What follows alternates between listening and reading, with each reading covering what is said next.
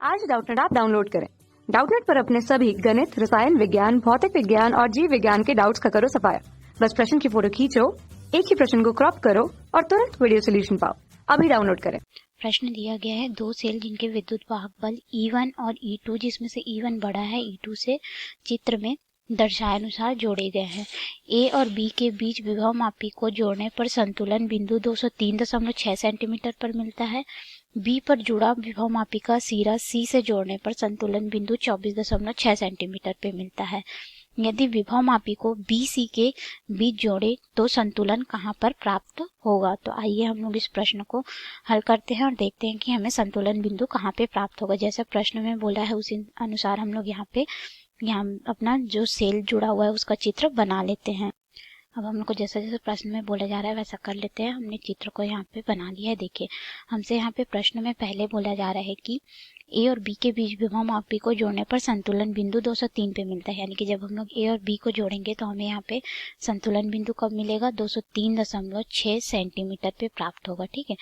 फिर बोला जा रहा है कि B पर जुड़ा विभव मापी का सिरा C से जोड़ने पर संतुलन बिंदु, यानी कि ये जो B पे जुड़ा हुआ है इस सिरे को हम लोग क्या करते हैं, हटा देते हैं। ठीक है।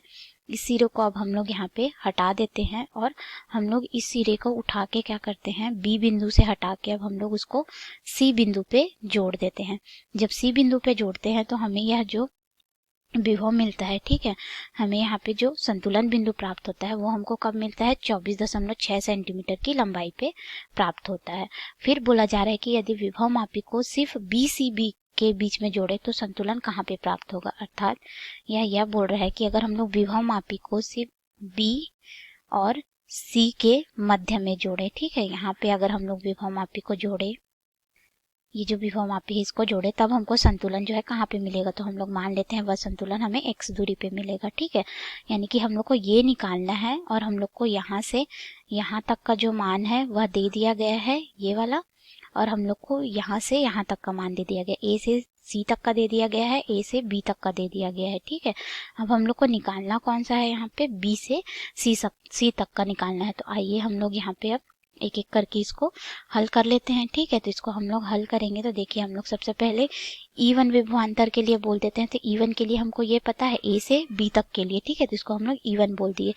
ये हो जाएगा हमारा फाई गुणित L, ये हमारा सूत्र होता है। अगर हम लोग किसी भी बिंदु पे विभवांतर के साथ देखें तो हमारे पास ये सूत्र होता है, इस सूत्र से हम लोग निकालेंगे। तो अगर हम लोग यहाँ पे E1 विभव के लिए बात करें, विद्युत विभव के लिए, तो ये हो जाएगा विद्युत वाहक बल के लिए हमारा E1 हो जाएगा, ये हो जाएगा फाई गुणित 203.6, जहाँ पे ये फाई जो है वो फाई हमको बताता है कि किसी बिंदु पे प्रति एकांक लंबाई पे, यानी कि प्रति एकांक लंबाई पे वोल्टतापात प्रति एकांक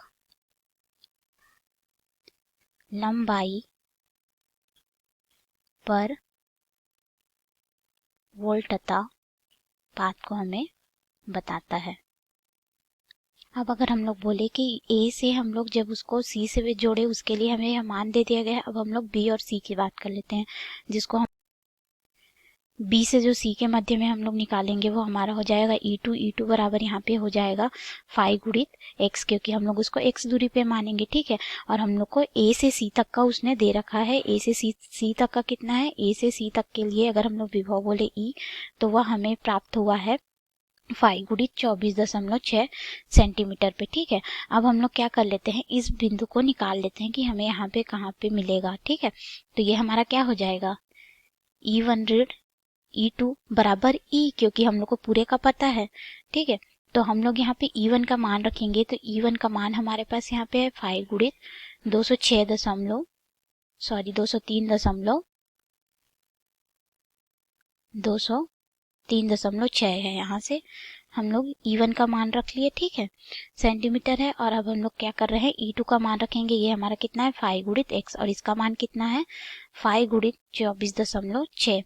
अब हम लोग इसको क्या करते हैं, देखते हैं कि फाई सब में बराबर है और उभयनिष्ठ ले लेते हैं हम लोग। ठीक है। तो यहाँ इन दोनों से फाई को उभयनिष्ठ लेंगे तो ये हो जाएगा 203.6 ऋण x हमको प्राप्त होगा। यहाँ पे ये रहेगा फाई गुणित 24.6, यहाँ से फाई और फाई क्या हो जाएगा, कट जाएगा। ठीक है।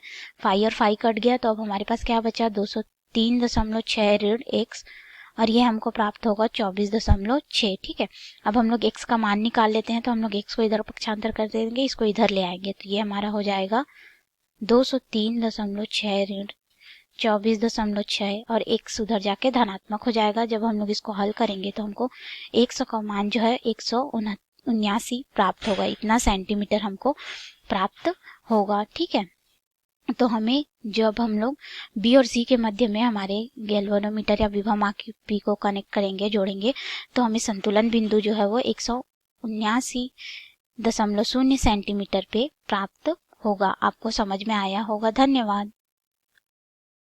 कक्षा 6वीं से 12वीं से लेकर नीट, IIT, JEE वो एडवांस के लेवल तक 1 करोड़ से ज्यादा छात्रों का भरोसा। आज ही डाउनलोड करें डाउटनेट ऐप या व्हाट्सएप करें अपने सारे डाउट्स 8400 400 400 पर।